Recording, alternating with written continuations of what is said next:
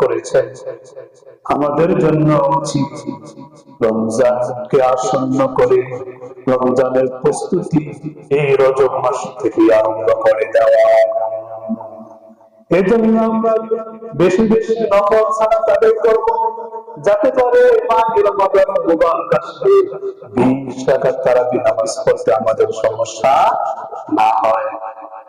আমরা কিছু কিছু সময় কোরআন তেলাওয়াত করব, যাতে করে রোজা রাখি রমজান মাসে বেশি বেশি কোরআন তেলাওয়াত করতে আমাদের সমস্যা না হয়।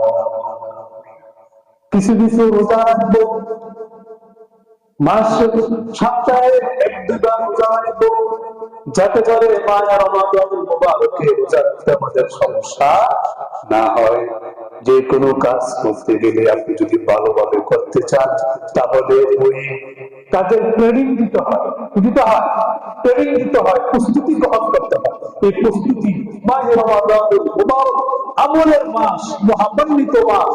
আমল করতে হবে প্রচুর পরিমাণে, আমল করলে প্রচুর পরিমাণে আল্লাহ সওয়াব দান করবে। এই জন্য মাহে রমাদান মুবারককে আমরা সামনে রেখে এই রজব মাস থেকে আল্লাহর হাবিব সাল্লাল্লাহু আলাইহি ওয়াসাল্লাম আমরা আমলের পরিধি বাড়িয়ে ইনশাআল্লাহ। ভাইরা আমার, ইবাদতের মধ্যে কিছু স্তর আছে। নামাজ আদায় করা এটাও ইবাদত, কোরআন তেলাওয়াত করা এটাও ইবাদত। আল্লাহর হাবিব সাল্লাল্লাহু আলাইহি ওয়াসাল্লাম বলেন, আফদালুল ইবাদাতি তিলাওয়াতুল কুরআন। সবচেয়ে শ্রেষ্ঠ ইবাদত হচ্ছে কোরআন তেলাওয়াত করা। কি করা? কোরআন তেলাওয়াত করা। ভাইরা আমার, আমরা নফল নামাজ আদায় করব, কারণ আল্লাহ তাআলার নিকটবর্তী হতে হলে নফল সালাতে সারা বিকল্প কোনো পন্থা নাই। যারা আল্লাহর ওলি হয়েছে, যারা আল্লাহর প্রিয় বান্দা হিসেবে আল্লাহর কাছে গ্রহণযোগ্যতা লাভ করেছে, দেখবেন তারা কখনো নফল নামাজ ছাড়ে না। নফল নামাজ পড়ে, তাহাজ্জুদ পড়ে, ইশরাক পড়ে, আওয়াবিল পড়ে, ফরজ নামাজগুলো ছাড়া অন্যান্য যে নফল নামাজগুলো আছে সেগুলো তারা পড়ে পড়ে আল্লাহ তাআলার কাছে গ্রহণযোগ্যতা লাভ করেছে, আল্লাহর প্রিয় বান্দা হয়ে গেছে। তো নামাজও একটা গুরুত্বপূর্ণ ইবাদত। মাহে রমাদান মুবারকে তারাবি নামাজ পড়তে হয়, এটাও নামাজ, ঠিক কিনা? 5 ওয়াক্ত নামাজও পড়তে হবে, তারাবি নামাজও পড়তে হবে। এজন্য নামাজের থেকে আমাদের দিতে হবে এখন থেকে বেশি বেশি নফলের আমল, এখন থেকে বেশি বেশি তেলাওয়াতে কোরআনের আমল, এখন থেকে বেশি বেশি আপনার কিছু কিছু সময় রোজা রেখে অভ্যস্ত। বুঝতে পারছেন? আমলের প্রস্তুতি গ্রহণ এখন থেকে আরম্ভ করে দিতে হবে, আমল এখন থেকে শুরু করে দিতে হবে, যাতে রমজানে কোন উদাসীনতা, কোন কষ্ট, ক্লাস আমাদেরকে গ্রাস না করে, কি না করে, গ্রাস না করে। এই কাজটাই রাসূলুল্লাহ সাল্লাল্লাহু আলাইহি ওয়াসাল্লাম করতেন। রজব মাসে আল্লাহর হাবিব সাল্লাল্লাহু আলাইহি ওয়াসাল্লাম আমাদেরকে একটা দোয়া শিখিয়ে দিয়েছেন। কি শিখিয়ে দিয়েছেন? দোয়া শিখিয়ে দিয়েছেন। আল্লাহর হাবিব সাল্লাল্লাহু আলাইহি ওয়াসাল্লাম যখন রজব মাস প্রবেশ করত, তখন আল্লাহর হাবিব সাল্লাল্লাহু আলাইহি ওয়াসাল্লাম 5 ওয়াক্ত নামাজের পরে দোয়াটা পড়তেন, আল্লাহুম্মা বারিক লানা ফি রজব ওয়া শাবান ওয়া বাল্লিগনা রমাদান। আল্লাহুম্মা, হে আল্লাহ, বারিক লানা, আপনি আমাদের জন্য বরকত দান করেন, ফি রজব ওয়া শাবান, রজব মাসে এবং শাবান মাসে, ওয়া বাল্লিগনা রমাদান, এবং আমাদের হায়াতটাকে আপনি রমজান পর্যন্ত পৌঁছে। কারণ যদি আয়াত রমজান পর্যন্ত না পৌঁছে, তাহলে মহামান্বিত মাস আমরা পাবো না। মহামান্বিত মাস না পেলে মহামান্বিত মাসের ফজিলত আমাদের নসিব হবে না। এজন্য দোয়াটা আমার সাথে সাথে পড়ে সব সময় 5 ওয়াক্ত নামাজের পরে দোয়াটা পড়বেন, আল্লাহুম্মা করেন বারিক লানা ফি রজব ওয়া শাবান ওয়া বাল্লিগনা রমাদান।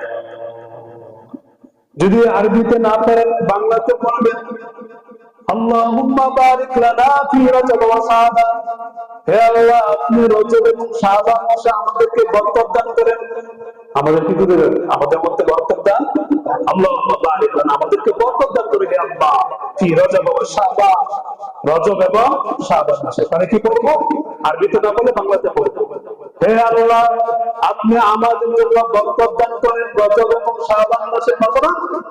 রজব এবং শাবান মাসে। ওয়াবাল্লিগনা রমাদান, এবং আপনি আমাদেরকে রমজান পর্যন্ত পৌঁছান। ঠিক আছে, এই দোয়াটা আমরা করছি। ভাইয়েরা আমার, আমরা যে ইবাদত করি, আমরা যে নামাজ পড়ি, আল্লাহ তাআলা তিন ব্যক্তির কাজ করবেন হাসি পায় এবং তাদের প্রতি আল্লাহ তাআলা খুশি থাকে। সুবহানাল্লাহ পড়ে আমরা ইবাদত করব, আমরা নামাজ পড়ব, আল্লাহ তাআলার জন্য আল্লাহর গোলামি করব। তো এমন তিন ব্যক্তি রয়েছে, মুসান্নিফ আব্দুর রাজ্জাকের 20,282 নম্বর হাদিস, হাদিসটি বর্ণনা করলেন হযরত আবু যর গফারি রাদিয়াল্লাহু তাআলা আনহু। হযরত আবু যর গফারি রাদিয়াল্লাহু তাআলা আনহু বলেন, আল্লাহর হাবিব সাল্লাল্লাহু আলাইহি ওয়াসাল্লাম বলেছেন, এমন তিন ব্যক্তি রয়েছে যে তিন ব্যক্তির কাজ করবে স্বয়ং আল্লাহ তাআলা আসে এবং তাদের প্রতি খুশি থাকে। এবং তিন ব্যক্তি কারা কারা? এক নম্বর হলো যে ব্যক্তি আরামের বিছানা ছেড়ে দিয়ে, কম্বল ছেড়ে দিয়ে, আরামের বিছানা এবং কম্বল ছেড়ে দিয়ে উঠে যায় এবং উত্তমরূপে ওযু করে নামাজে দাঁড়িয়ে যায়। সুবহানাল্লাহ পড়েন। আল্লাহ তাআলা ফেরেশতাদেরকে ডেকে বলেন, ও ফেরেশতারা, তোমরা বলো আমার এই বান্দাকে এই কাজ কোন জিনিসে বাধ্য করেছে? তখন ফেরেশতারা বলবে, হে প্রভু, হে মালিক, আপনি এই ব্যাপারে অবহিত। তখন আল্লাহ তাআলা বলবেন, অবশ্যই আমি এই বিষয়ের প্রতি অবহিত আছি, তারপরও তোমরা আমাকে একটু বলো আমার বান্দাকে এই কাজে কোন জিনিসে বাধ্য করেছে? সে কেন আরামের বিছানা এবং কম্বলকে ছেড়ে দিয়ে উঠে গেল এবং তোমরা ওযু করে নামাজে দাঁড়িয়ে গেল, কারণ কাজে তাকে কোন জিনিসে বাধ্য করেছে? তখন ফেরেশতারা বলবেন, হে রব্বে কারীম,